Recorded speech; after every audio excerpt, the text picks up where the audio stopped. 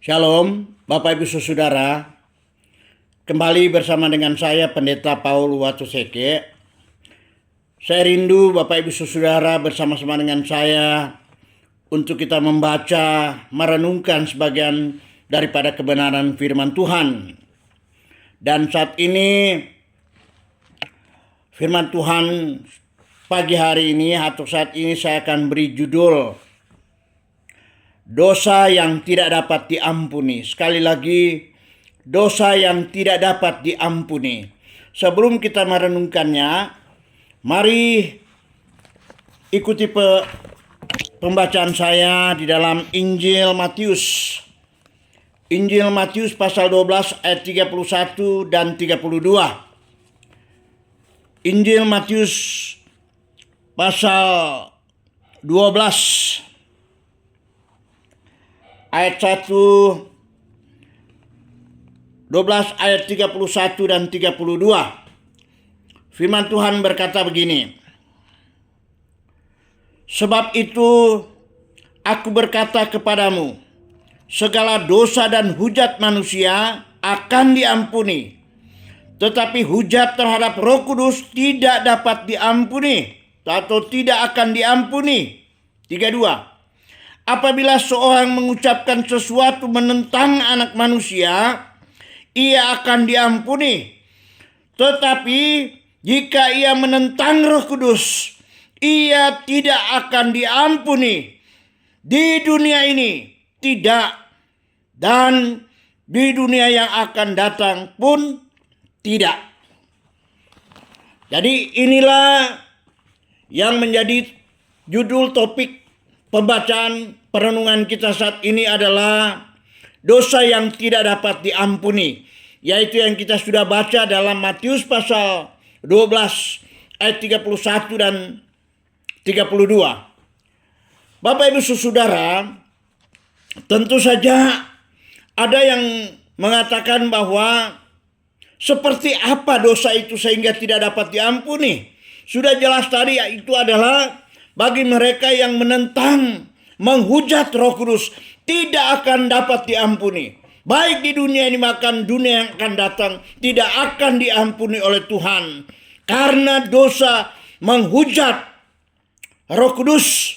Sebagai saya baca sekali lagi dalam ayat 31.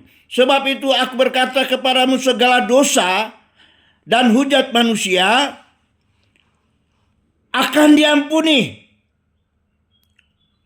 tetapi hujat terhadap Roh Kudus tidak dapat diampuni. Jadi ini jelas. Hujat kepada Yesus, anak manusia itu, yaitu Yesus, dapat diampuni. Tetapi menghujat Roh Kudus tidak dapat diampuni. Baik dalam dunia ini bahkan dunia yang akan datang tidak akan diampuni. Dan ini fatal. Dan Bapak Ibu Saudara, tentunya ada yang berkata bahwa kenapa di dalam pembacaan yang lain, yaitu di dalam Yesaya pasal 1 ayat 18. Di dalam Yesaya pasal 1 ayat 18 dikatakan di sana bahwa sekalipun dosamu merah seperti kermisi, akan menjadi putih seperti salju. Sekalipun berwarna merah seperti kain kesumba, akan menjadi putih seperti bulu domba. Itu adalah pengampunan terjadi bagi mereka yang mau bertobat. Tetapi yang dimaksudkan di sini adalah berdosa terhadap Tuhan, atau mungkin menghujat Allah, menghujat Yesus. Tetapi menghujat Roh Kudus dalam Matius pasal 12 tadi sudah jelas bahwa tidak dapat diampuni. Bapak Ibu Saudara, dosa ini banyak dilakukan oleh manusia pada sekarang ini, di dunia ini. Karena memang dosa ini, di dalam Kisah Para Rasul juga sudah dikatakan tentang dosa ini bagi mereka yang menghujat Roh Kudus itu. Dan Bapak Ibu Saudara, kita lihat bahwa Di dalam Kisah Para Rasul pun berbicara tentang ini. Bahkan di dalam Ibrani pasal 10. Ibrani pasal 10 ayat 29. Ini adalah dosa-dosa yang menghujat, menghina, dan menginjak-injak Roh Kudus. Bagaimana di dalam Ibrani 10 ayat 29. Sudah jelas. Dan itu berbahaya. Dan kita harus menghindari hal ini. Dan itu sering dilakukan oleh banyak orang di dunia ini. Yaitu mereka mau ditarik datang kepada Tuhan. Mereka mengeraskan hati mereka. Mereka tidak mau percaya. Dan itulah yang menyebabkan mereka. Sehingga mereka tidak dapat diampuni oleh Tuhan. Bapak Ibu Saudara, kalau kita lihat bahwa di dalam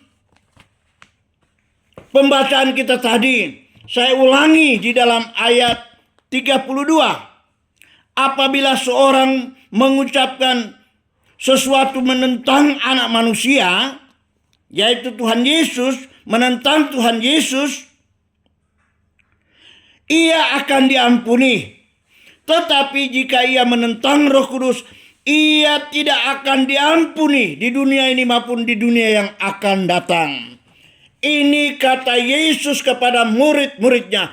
Ini kata Yesus kepada saya dan saudara yang mendengarkan firman Tuhan pada saat ini. Terima kasih, saya percaya kita semua diingatkan. Dan kita harus berhati-hati. Dan kita harus mengiring dan melayani Tuhan dengan sungguh-sungguh.